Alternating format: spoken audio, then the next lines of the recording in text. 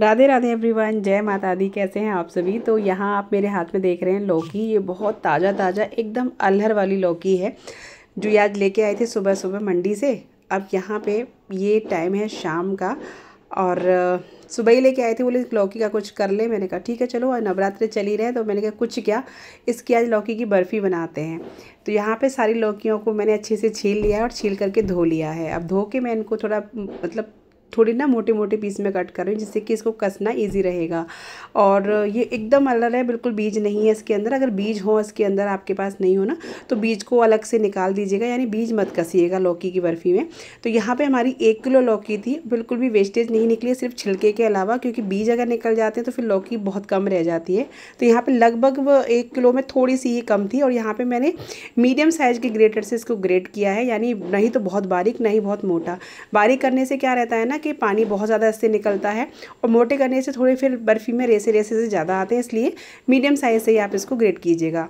Great करने के बाद हमें ना इसको अच्छे से निचोड़ करके लेना है। तो इसका जो पानी है अच्छे से हाथों से निकाल लेंगे।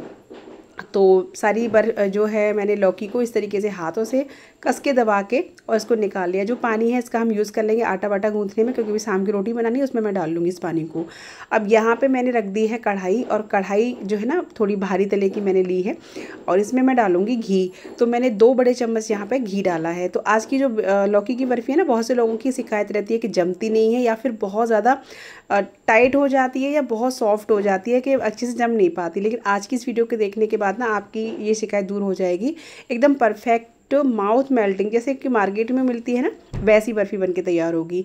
अब क्या करना है, घी में ना इसे लौकी को हमें कम से कम 3 से 4 मिनट ऐसे ही भूनना है। फिर उसके बाद ढक कर के इसको 5 मिनट के लिए और इसको पकाना है, जैसे कि हल्की सी सॉफ्ट हो जाए, यानी नाखून गड़ाने पे ये टूटने लग जाए, इतना हमें सॉफ्ट इसको चाहिए।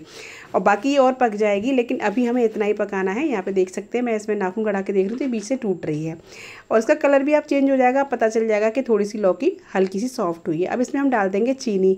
तो चीनी यहाँ पे मैंने ली है 200 ग्राम, आप कम ज़्यादा कर सकते हैं, यानी 150 ग्राम तक चीनी ले सकते हैं। और ज़्यादा मीठा खाना चाहते हैं थोड़ी ज़्यादा भी ले सकते हैं, यानी 1 किलो में 200 ग्राम ठीक था, एकदम परफेक्ट मीठा हुआ था। अब यहाँ पे देखिए चीनी घुलने के बाद कितना पानी छोड़ दिया है। ढक करके हमें इसको ऐसे ही पका लेना है, यानी जब चीनी से पानी छूटेगा ना तो इसमें भी लौकी हमारी गलेगी, यानी सॉफ्ट होगी। तो ढक कर के थोड़ी देर के लिए इसको 2-4 मिनट में बीच में चलाते हुए इसको पका लेना है।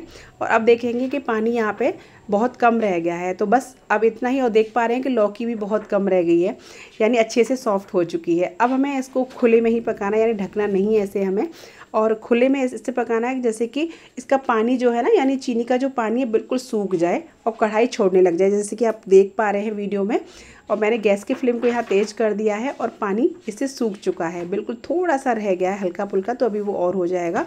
तो यहाँ पे लगभग इसको बनाने में मुझे आधा घंटा लग गया था, लौकी की बर्फ़ी बनाने में उससे ज़्यादा टाइम नहीं लगा था। थोड़ा सा मैं आपको दिखाने के लिए फूड कलर ऐड कर रही हूँ, बिल्कुल हल्का सा ग्रीन कलर, जैसे कि एकदम मार्केट वाली लुकिंग आए। और इलायची पाउडर, ये बिल्कुल ऑप्शनल है। फूड कलर बिल्कुल अवॉइड कर दीजिएगा, आप घर में खाने के लिए बना रहे हैं तो बिल्कुल मत डालिएगा। मुझे थोड़ा वीडियो के लिए देख के दिखाना पड़ता है कि लुकिंग भी अच्छी होनी चाहिए।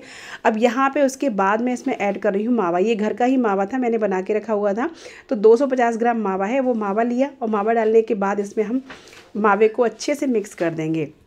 मावे को मिक्स करने के बाद एकदम से आपको छोड़ना नहीं है, इसको लगभग 3 से 4 मिनट मावे के साथ में भी पकाना है, गैस के फ्लेम को मीडियम करके। अब जो भी मॉइस्चर होगा वो मावा भी इसको सोख लेगा। दूसरा, ये एकदम बहुत ही बढ़िया कंसिस्टेंसी में आ जाएगी इसे पकाने से। तो मावा डाल के मैं कम से कम 3 से 4 मिनट इसको पकाऊंगी। अब यहाँ पे देखिए मैं चेक करने का तरीका बताती हूँ। चम्मच में थोड़ा लीजिएगा और ठंडा होने के बाद हाथों में इस तरह गोली बनाइएगा। तो अभी गोली यहाँ पे थोड़ी चिपक रही है, देख पाते हैं मेरी उंगली में ना हल्की सी चिपकन सी है, तो मैं इसको 1 मिनट के लिए और पका लूँगी इसी तरीके से इसको चलाते हुए। और फिर मैं दोबारा चेक करूँगी तो फिर ये एकदम से परफेक्ट हो जाएगी जमाने वाली कंसिस्टेंसी में। तो अब देखिए 2 तरीके मैं आपको बता दूंगी जिससे कि आप परफेक्ट तरीके से इसको जमा पाएंगे। अब देखिए हाथ में मैंने लिया ठंडा करके, अब हथेलियों के बीच रख के गोली सी बनाई है। अब देखिए बिल्कुल भी नहीं चिपक रही है, और एकदम सॉफ्ट भी नहीं है और बहुत टाइट भी नहीं है, इससे हमारी बर्फ़ी बहुत अच्छी जमेगी। और दूसरा साइन ये है कि कढ़ाई ने इसको बिल्कुल छोड़ दिया है। अब मैंने यहाँ पे एक थाली ली है, उसमें अच्छे से ऑयल ग्रीस किया, जिसमें भी आप जमाना चाहते हैं उसमें इसको मिक्सचर को आप डाल दीजिए।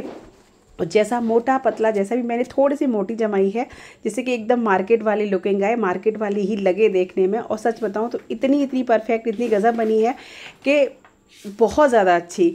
मतलब मम्मी ने तो खाई थी ना, मम्मी बोली कि सच में दीपिका एकदम मुंह में घुल जा रही है। और ये भी बोले कि जैसे मार्केट में होती है ना, क्योंकि आप हलवाई से लेके आते हैं, जो लौकी की बर्फ़ी होती है ना वो टाइट नहीं होती है, वो सॉफ्ट होती है, उसको कहीं के लॉज भी बोला जाता है लौकी की। तो हमें उस तरीके से इसको सेट कर लेना है। उसके बाद में थोड़ा सा ऊपर से मैंने घी लगाया है। घी लगाने से क्या होगा, इसमें एक शाइन आ जाएगी, अच्छी सी चिकनी हो जाएगी। बढ़िया से इसको सेट कर दीजिए। अब इस पर डाल दीजिए ड्राई फ्रूट जो भी आप मन चाहें। मैंने यहाँ पे थोड़ी चिरौंजी डाली है और थोड़ी सी मैंने जो काजू है ना उनको मैंने जो ड्राई फ्रूट कटर होता है उससे करके मैंने यहाँ पे थोड़े से काजू डाल दिए हैं। बादाम भी डाल सकते हैं, जो भी इच्छा हो आप वो डाल दीजिएगा।